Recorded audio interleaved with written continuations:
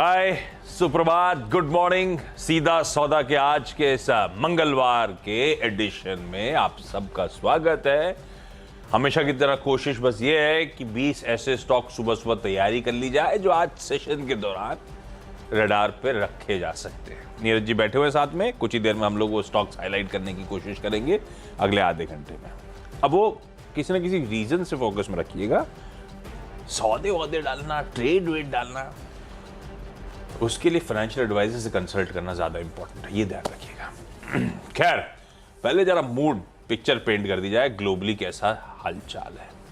Gift Nifty कह रहा है 20-25 पॉइंट हरे निशान के साथ, यानी कि लार्जली फ्लैट लेकिन फिर भी ग्रीन में। कल इंट्राडे में क्या घूमे थे, उसके बाद फिर ग्रीन में शुरुआत होने के इंडिकेशंस मंगलवार के दिन। और पिच जो है एकदम सख्त दिख रही है, मस्त सख्त है।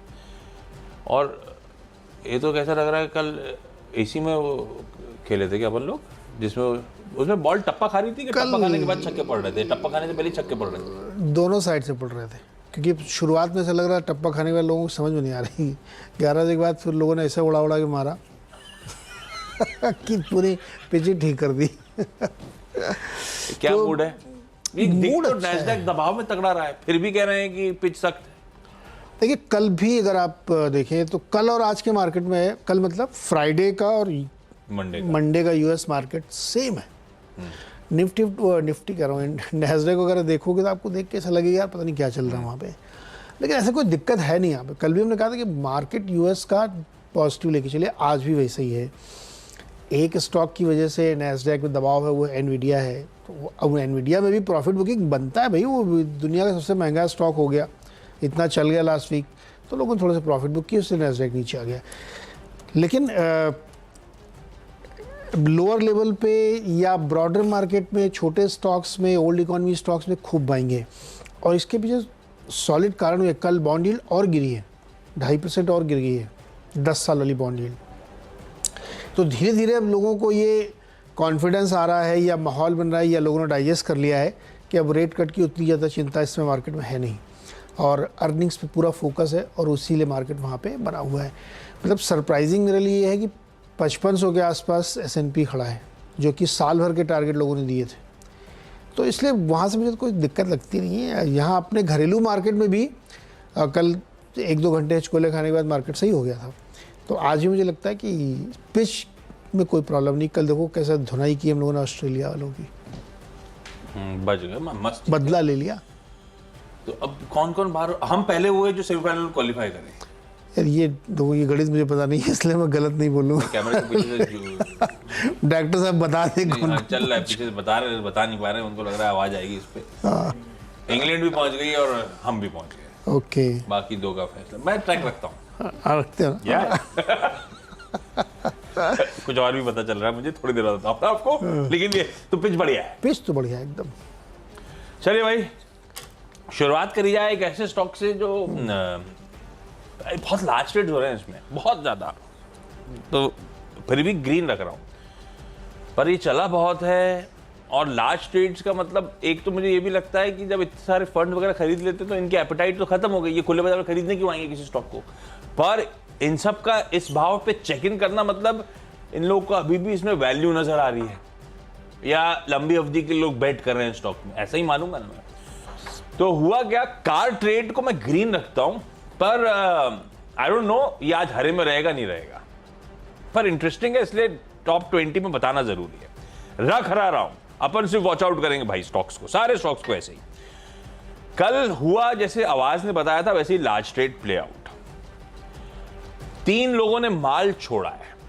अब ये 3 लोग कौन है भाई? एक नाम आया था हाइडेल इन्वेस्टमेंट, जिसने माल छोड़ा। बेसिकली हाइडेल इन्वेस्टमेंट कुछ नहीं है, यूएस बेस्ड जो अपना वारबर्ग पिंकस है उसका आर्म है, तो वारबर्ग पिंकस ने माल छोड़ा। दूसरा नाम आया था मैकरिची इन्वेस्टमेंट्स का। मैकरिची इन्वेस्टमेंट सिंगापुर की तेमासिक की होल्डिंग कंपनी है, तो बेसिकली तेमासिक ने और साथ साथ वारबर्ग पिंकस ने माल छोड़ा। ये बीएससी में सौदे हुए। इसका एनएससी में भी एक सौदा हुआ जहां पे CMDB2 ने माल छोड़ा है। CMDB2 क्या हुआ? ये बेसिकली JP मॉर्गन का इन्वेस्टमेंट प्राइवेट इक्विटी फंड है मेरे ख्याल से। तो ये जेपी मॉर्गन हो गया, उधर तेमासिक और वारबर्ग पिंकस, इन्होंने माल छोड़ा और हाथों हाथ लिया गया है। बजाज अलियांस ने करीब 4.25 लाख शेयर्स, HSBC ग्लोबल ने 4.25 लाख शेयर्स, सोसाइटी जनरल ने करीब 6 लाख शेयर्स, वेरिटॉन ने करीब 5 लाख शेयर्स, गोल्डमैन सैक्स ने 6.25 lakh shares, Juniper India fund ने करीब 4.25 लाख शेयर्स, इन सब ने खरीदारी करी। अदला बदली हुई है, अभी भी लोग भरोसा कर रहे हैं। पी कुछ प्लेयर्स पुराने एग्जिट हुए, पर ये स्टॉक ऑलरेडी नीचे से डबल हो चुका है। ये बात अलग है कि आईपीओ का भाव 1500-1600 रुपए ऑड लेवल था, वो भाव आज तक आए नहीं है, पर ये डबल हुआ है। अपन वॉच आउट करेंगे। जो एंट्रीज हुई हैं, जिनके नाम आए खरीदारों के तौर पे, अच्छे नाम हैं। मैं ग्रीन कर दिया स्टॉक को। दूसरा, मैंने Amara Raja energy and mobility, जिसे अपन पहले अमारा राजा बैटरीज कहते थे, नया जामा पहन लिया इसने और उसी तरफ बढ़े चले जा रहा है। तो इसकी होली ओन सब्सिडरी है Amara Raja advanced cell technologies. इसने एक टेक्निकल और लाइसेंसिंग एग्रीमेंट किया है जीआईबी एनर्जी एक्स स्लोवाकिया के साथ। दरअसल एक ग्लोबल कंपनी की सब्सिडरी जिसके साथ ही करार हुआ है। बेसिकली लिथियम आयन सेल्स के लिए कुछ एलएफपी टेक्नोलॉजी है वर्ल्ड क्लास, वो इन्होंने सोर्स कर ली है। तो सिलेंड्रिकल और कह रहे हैं प्रिज्मेटिक फॉर्म में ये मैन्युफैक्चर कर पाएंगे अब LFP cells, lithium ion cells. ठीक है, आगे बढ़े चले जा रहे हैं। ब्यूटीफुल जेवीज, करार, पार्टनरशिप स्टिच कर रहे हैं। ग्रीन रख दिया है। स्टॉक वैसे भी बहुत अच्छा करके दिया हुआ है। तीसरा, अच्छा खबरों की थोड़ी सी कमी थी और जो आ रहे थे उसको लाल और ग्रीन क्लासिफाई करना मुश्किल था, फिर भी करा है। वैसे ये तो ग्रीन ही है। मुथूट कैपिटल सर्विसेज, बोर्ड ने इसके नए लाइन ऑफ बिजनेस के एडॉप्शन को मंजूरी दी है। नए धंधे में उतरेगी ये कंपनी। क्या है ये?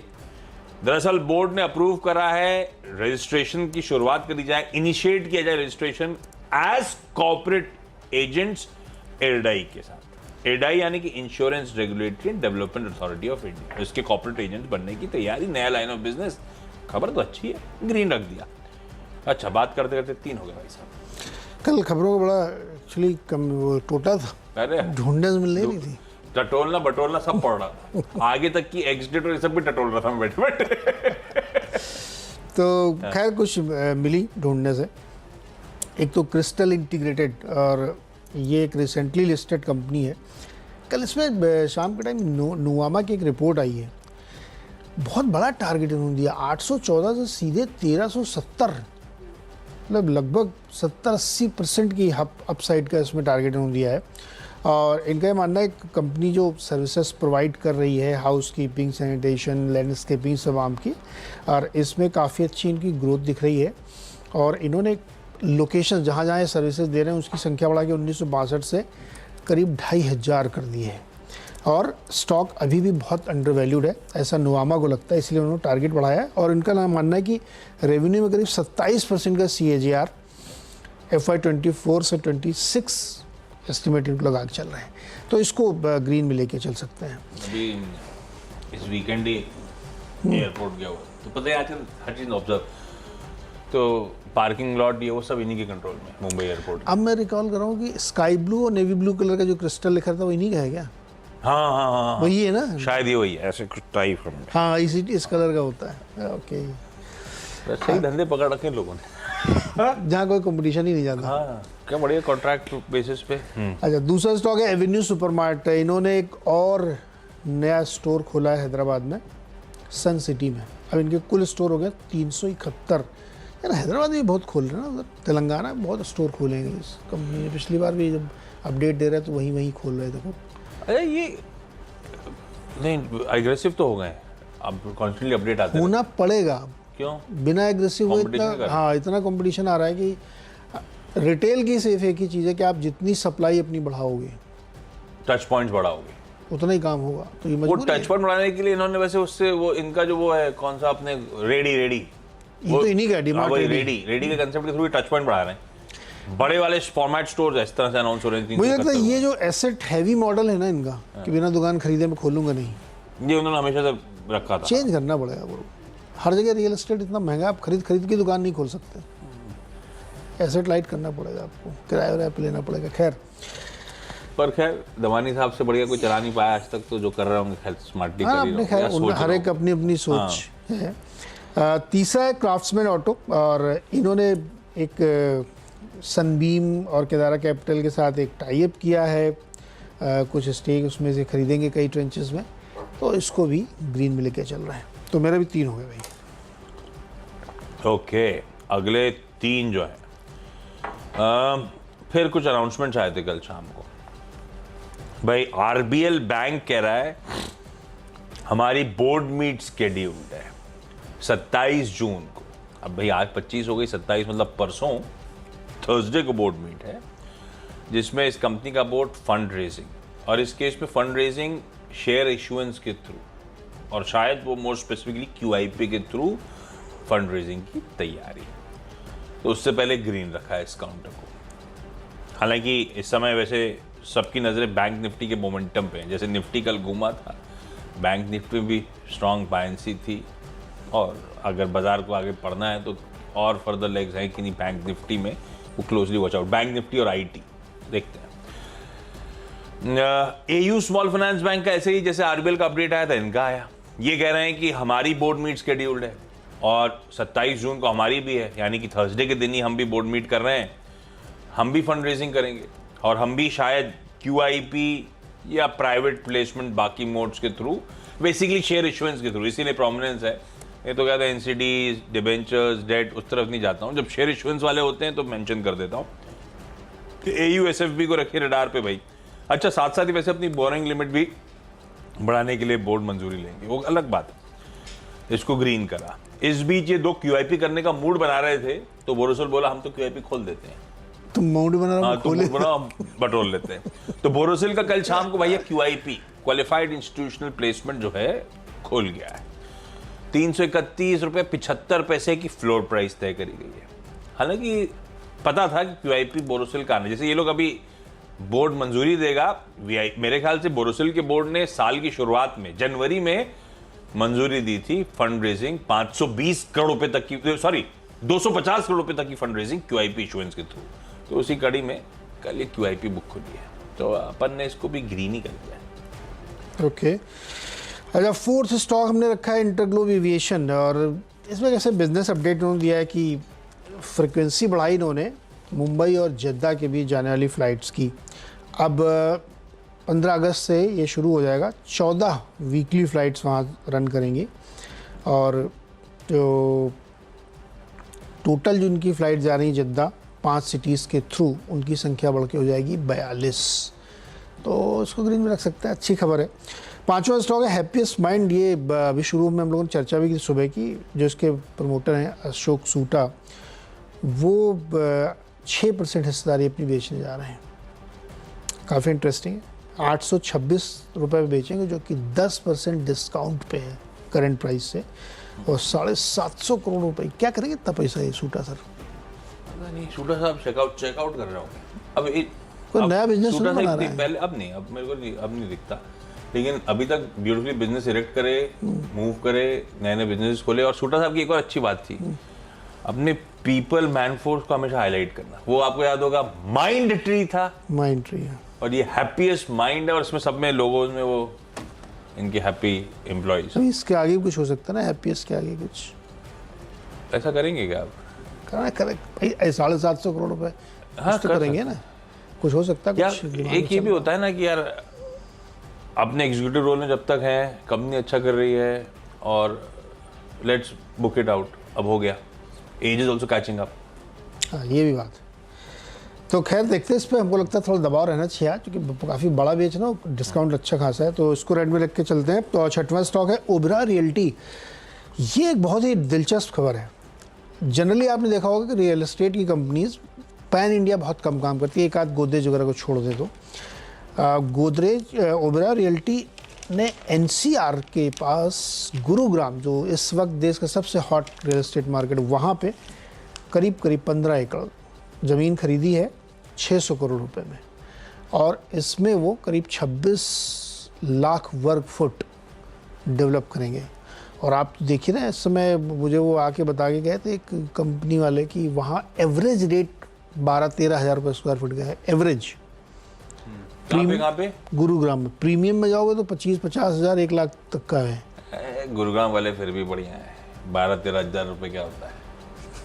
आए मुंबई, और मुंबई तो यही माइंड में खत्म हो जाता है, आइए उसके आगे भी कहीं बोरीवली तक नहीं मिलेगा। अरे अभी कल इस वीकेंड पे टॉप 10 पिन कोड्स करके एक लीडिंग न्यूज़पेपर ने पूरा पन्ना छापा था, India priciest top 10 pin codes. Number 1 पे कौन है?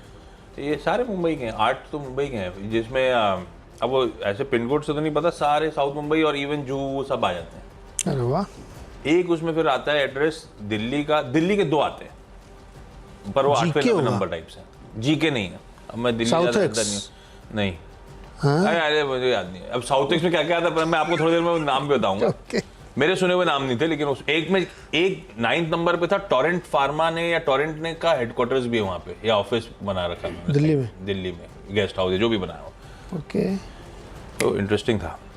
पंचशील पार्क हो सकता है। हाँ, जिसमें ये अपने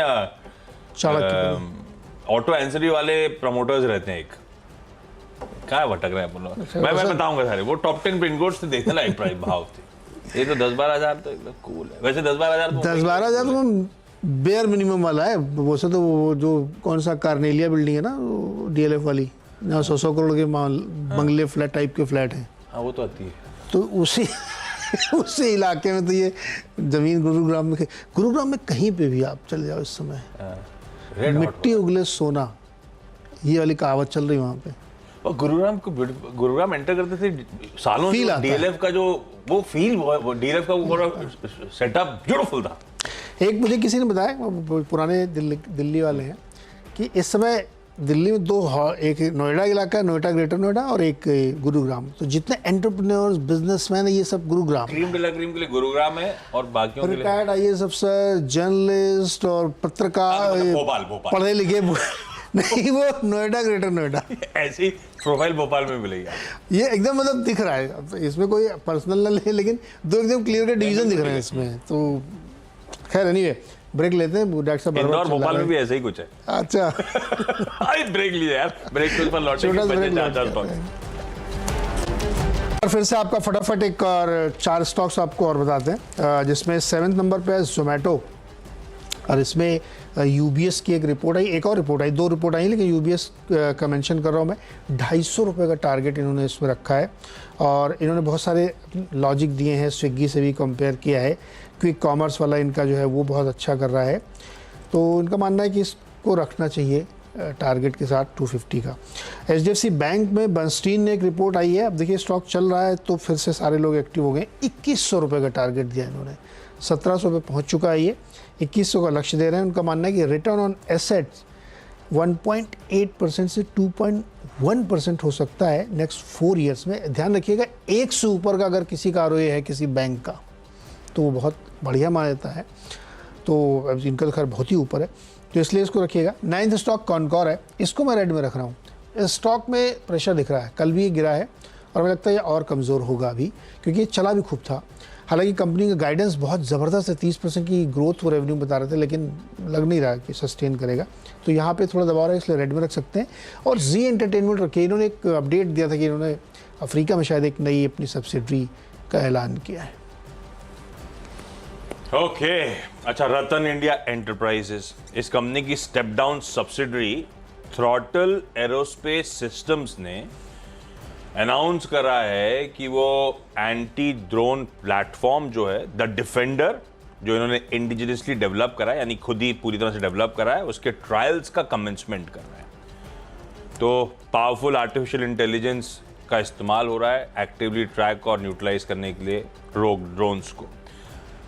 ये अपडेट आया है IRDW क्या है, Indian defence research wing article में। तो डिफेंडर मैगजीन का अपडेट था, उसमें अलर्ट्स आए थे। ये स्लाइटली ध्यान रखिएगा, ये पब्लिश डे बिफोर यस्टरडे था, जो मैं कल रात में देख रहा था। रेडा पे रखते हैं, देखते हैं किस तरह का मूव ये डेवलपमेंट देता है। ड्रोन्स वोन्स इंटरेस्टिंग, इंडिजिनियसली मैन्युफैक्चर्ड और जिसकी ट्रायल टेस्टिंग की शुरुआत हो रही है।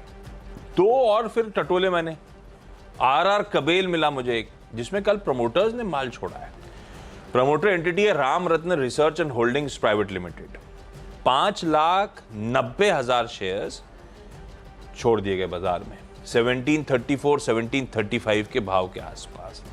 तो प्रमोटर सेलिंग के चलते लाल है। वैसे ऑफ लेट खूब तगड़ी प्रमोटर्स की सेलिंग चली जा रही है। उसमें ज़्यादातर तो हमने चैनल पे अपडेट कर रखा है आपको। ये लार्ज ट्रेड एक इशू था, थोड़ा सा थमते हुए दिख रहे हैं आजकल, एक का दुक्का ही हो रहा है। कल रात में बहुत ज़्यादा लार्ज ट्रेड बल्क और ब्लॉक डील्स नज़र नहीं आई जैसे पिछले हफ्ते आ रही थी। बस ये कंफर्टिंग है, पर वॉच आउट करिएगा। टाइड वाटर ऑयल में प्रमोटर की बाइंग हुई है। प्रमोटर एंटिटी है standard greases and specialities private limited. इसने कल 1,62,000 शेयर्स खरीदे हैं, करीब 2029 रुपए के आसपास। और फिर फाइनली और टटोला तो सुबह एडीआर भी मूव नहीं कर रहे थे। तो फिर यात्रा का, हालांकि यात्रा का इतना लिक्विड है कि कोई मायने नहीं है, पर यात्रा ऑनलाइन को ग्रीन कर दिया भाई मैंने। अंडर परफॉर्मिंग स्टॉक है, अगर साल का चार्ट देखेंगे तो पिटा हुआ स्टॉक है। लास्ट टाइम मुझे याद है जब मैंने मेंशन करा था रब ऑफ के तौर पे इसकी एक एंटिटी लिस्ट होने आई थी पीयर, तो ये हिला भी नहीं था। नहीं यात्रा का साल का। तो इस बार भी बस देखते हैं आज किस तरह का मूव आता है, लेकिन बहुत ज़्यादा बेयरिश ग्रिप में ये काउंटर आपको नजर आएगा। ग्रीन रखा है सिर्फ संकेतों के बीच। 10-10 पूरे। क्विकली छोटा सा ब्रेक ले लिया जाए। ब्रेक के उस पास जब हम लौट के आएंगे तो आज की टीम्स का एक क्विक रैप अप।